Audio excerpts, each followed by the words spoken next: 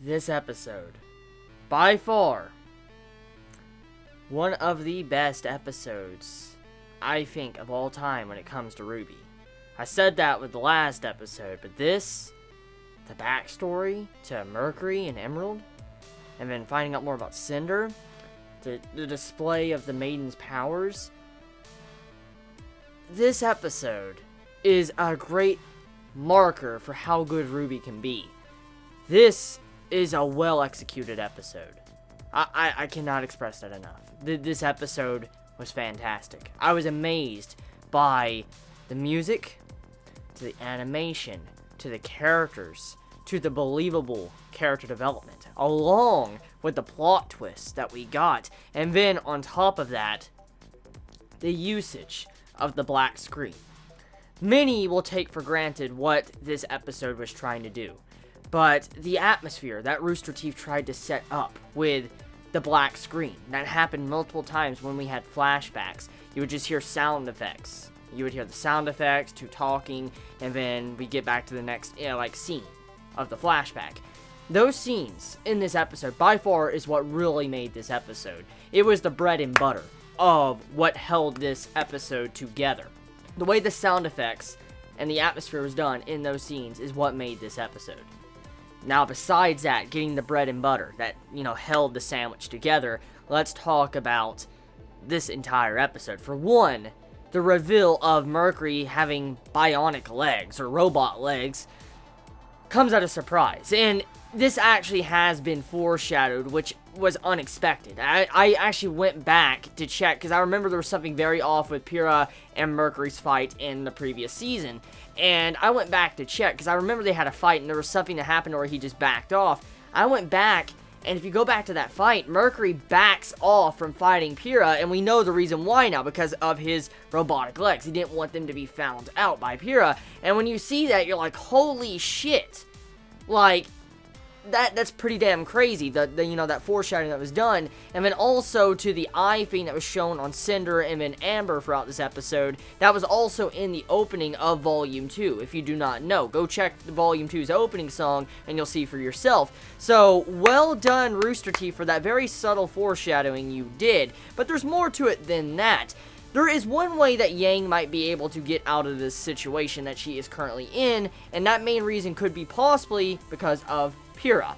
The reason for this is, since, Pyrrha and Mercury had a kind of fight in the previous season, there might be a way for Pyrrha to might already have known that Mercury could have prosthetic legs. That might already be a possibility. Just, Pyrrha is the type of person that wouldn't go out of her way to say something like that about her opponent, and I wonder if she kind of knows, since they were already in a fight, maybe she might say something to help Yang out. But even then, let's also look at the other things that this episode reveals. It reveals that Emerald is the one that can do hallucinations. She's the one that fucks people's minds up.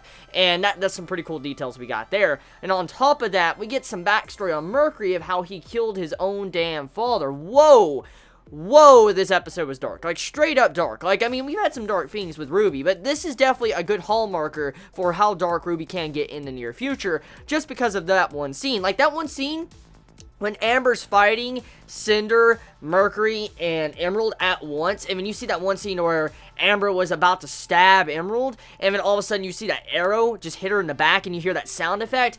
Beautifully executed by Rooster Teeth. That was a fucking amazing scene. That was an amazing scene. I give my compliments to them for that scene. But let's look deeper into what that scene really means. Before I get back on to Mercury and his father, to Emerald and stuff, let's talk about that scene with Amber. If you didn't notice, Amber went out of her way to try to stab and kill Emerald when she was on the ground. Now, let's look at how that scene began. Amber's walking down the road, and she sees this little girl on the ground. And this little girl, of course, is Emerald, and she's doing an hallucination to try to ambush Amber and take her abilities, or Cinder to take her abilities, which that's an entirely new topic I need to talk about when it comes to Cinder, but I'll say that for a little bit. Thing is Amber walks in, and she was about to help this girl. She conjures up like an apple, about to hand it. And at first I'm like, whoa, is this a poison apple or something? Or just, something bad? But this little girl gets an apple, and she's about to eat it. And all of a sudden, you have it to where it was an hallucination. Amber finds out, she gets attacked. And as the fight continues, out of all the things she could have done, she could have ran. Like, Amber could have ran. After she dropped all three of them and kind of made them hit the floor, she could have ran. But she went out of her way to attack Emerald. For some reason, she went out of her way to try to kill Emerald. For whatever reason it was. Now, my only assumption that it could possibly be is that maybe Amber in the past had a daughter. Or a child. Some child. And her child died in some way. And she didn't want to see a child get hurt. And then with someone playing or feeding upon people of, acting like they're a child. And then, coming out to be a person trying to kill her, I guess it kind of pissed off something like, hit a nerve when it came to Amber, because she could have escaped. I mean, she had some insane magic she was displaying throughout the entire episode. I mean, she was using seasons, all sorts of different elements. I mean, she could have possibly ran away, but she chose to try to strike Emerald when she was on the ground, which once again, I want to point out is very strange. I wonder what that really means when it comes to her overall character and her character design, her characterization, and how that might play a role when it comes to Pyrrha finally taking upon her remaining maiden power. But that is saved for a later note. Now let's talk about Cinder. Cinder, it is revealed that Cinder is not the true in-game boss. She is not the in-game boss whatsoever. Like, there's been some theories, I've seen some Chibits mention it in the comments, but it is now officially confirmed that Cinder is not the one really pulling the strings, which we've all kind of figured, but it's now confirmed because for one reason, the entire ability with the bug in the glove. Fucking Grimm, a beetle Grimm, came out of her glove and started absorbing power from the maiden. That is not something natural. That is not something fucking natural at all. She's like made some form of contract with the devil or something with the Grimm, and that's what's going on. Because right there, that is not normal. So Cinder has a higher boss, probably controlling her. Cinder is just the cog in the grand scheme of things. She is the one actually being used, and I wouldn't be surprised if we do find out. Now, one thing though, besides that, we have to question what is really behind the scenes. And now, we've already heard that there's something going on. Ozpin's already kind of explained a little bit in these past couple episodes that there's something else out there, something that, they're trying to keep hidden or protect, and it makes you wonder, what is it? Is it Grimm? Is it something else? We do know that there is intelligent Grimm. We do know about that in the last season, it was made very clear that there is intelligent Grimm. That was a major thing about the last season. That was really awesome to find out. Maybe there's some form of huge council way out in the distance that has their own meetings, their own war staff, and they are planning something, and they are coming. Like, there might be something. We just don't know, but there is something very big out there that is beyond probably even the normal Grimm we already know of. Now, let's talk about Mercury. So Mercury, he has bionic legs, and that comes out of surprise, because that changes the overall plan of what really happened throughout this entire episode, because, as we know, Yang supposedly broke Mercury's leg. And that was a crazy moment at the end of the last episode. You're like, holy shit, Yang just broke his damn leg. And the episode ends. Like, that's some deep shit that just happened. But then we found out it was a bionic leg. The leg's not really gone. It's just you have prosthetics. And Yang is still in some deep shit. Like, we don't even know what's going to really happen to Yang at this moment. But hopefully Pyrrha can say something since she might know something about Mercury. But getting back into his past, though, Mercury, his father was an assassin.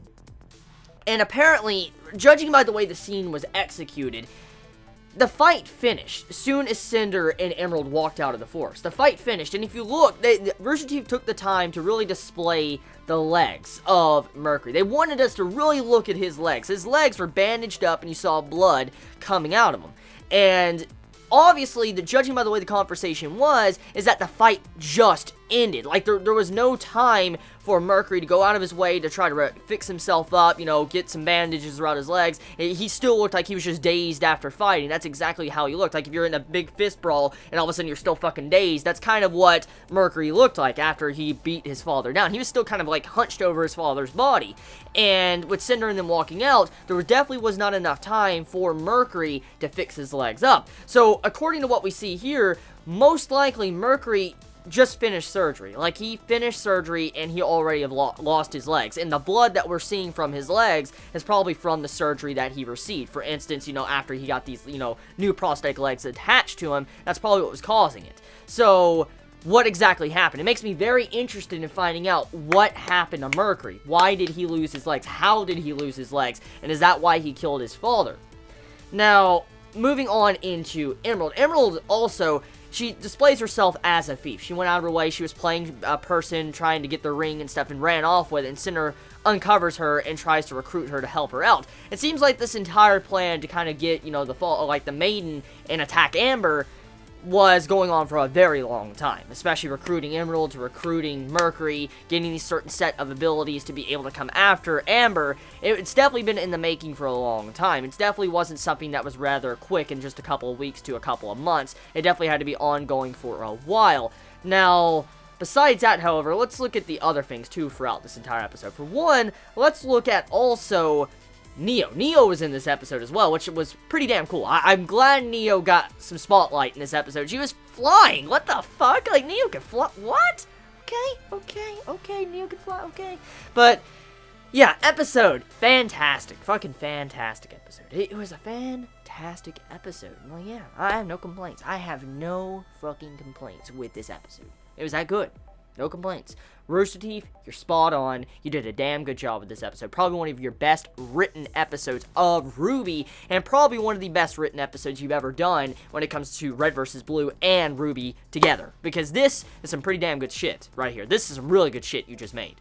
And I hope you continue this. This is good. Very, very good. The story is getting so much better. It's so good. I love RWBY, but now the story is just kicking in a high gear, and I'm like, my god. So yeah, let me know your thoughts in the comments below. You all have a wonderful day or night wherever you live. Please be safe. Chibi out.